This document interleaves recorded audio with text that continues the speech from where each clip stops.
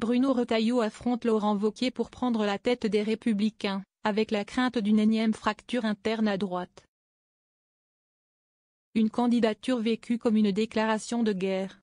Bruno Retailleau a surpris son monde, mercredi dernier, en se portant candidat à la présidence des Républicains dans une lettre envoyée aux militants.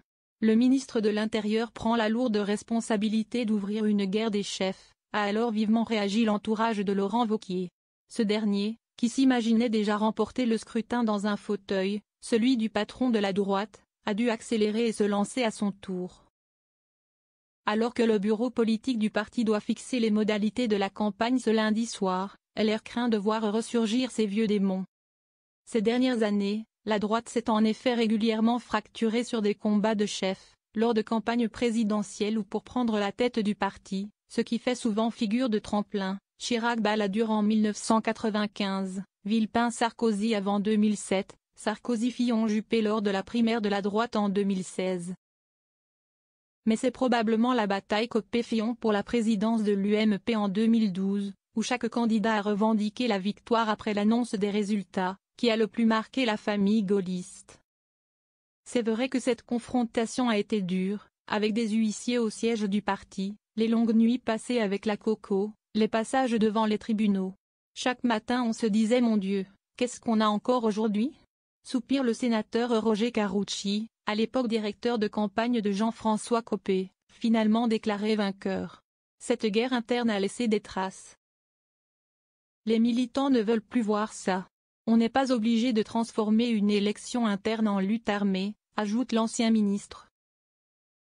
Les deux candidats ont donc tout fait pour montrer patte blanche avant le lancement de la campagne. Cela ne sera pas un match sanglant, je m'y engage, a professé dimanche Bruno Retailleau dans une interview aux Parisiens. Le pire des scénarios c'est précisément une guerre de chefs, prévenait de son côté Laurent Wauquiez sur BFM TV. Mais derrière la bienséance, les deux hommes n'ont pu s'empêcher de s'envoyer de premières piques de campagne. L'ex-patron de la région Auvergne-Rhône-Alpes, qui a dirigé le parti de 2017 à 2019, a reproché à son concurrent de vouloir cumuler fonctions ministérielles et campagne interne. La délinquance ne s'arrête pas à 18h ni le week-end, a-t-il critiqué, s'estimant plus libre que son rival. Je ne suis pas l'otage de François Bayrou, et je ne lui dois rien. Bruno Retailleau lui a rappelé qu'il avait lui aussi tenté d'entrer au gouvernement ces derniers mois. Derrière cette querelle, une histoire de pacte rompu. Lors d'un dîner en tête-à-tête à Beauvau il y a 15 jours, Laurent Wauquiez aurait rappelé au ministre de l'Intérieur les termes d'un accord scellé en fin d'année, au premier la reconstruction du parti, au second l'incarnation gouvernementale.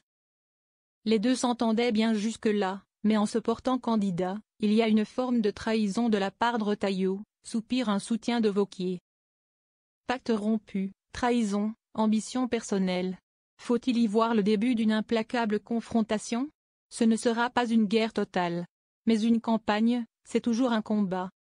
Et avec la droite, ce n'est jamais de l'opérette, reconnaît un membre du bureau politique. Si la précédente campagne pour prendre le parti, entre Bruno Retailleau et Éric Ciotti fin 2022, s'est plutôt bien passé, le contexte est aujourd'hui tout autre. Retailleau et Wauquiez ont le couteau entre les dents, car derrière se joue bien sûr la présidentielle, souligne un cadre. Au sein du parti, on tente de faire descendre la température pour éviter le psychodrame Fillon-Copé. En 2012, on avait 220 000 adhérents, contre 45 000 aujourd'hui. La bataille était d'autant plus rude qu'on était encore dominant sur la scène politique, on pensait vite revenir au pouvoir. L'enjeu n'est pas le même aujourd'hui, souligne Roger Carucci. Nos militants ne veulent pas qu'on s'entretue, et celui qui prendrait ce risque pourrait le payer cher, poursuit le sénateur des Hauts-de-Seine.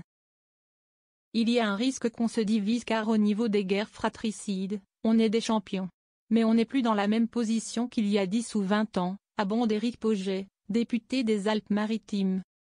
Alors qu'on reprend tout juste des couleurs, ce serait dommage qu'une guerre vienne tout anéantir. D'autant qu'on peut se reconstruire facilement quand on est fort, mais quand on est plus faible comme aujourd'hui,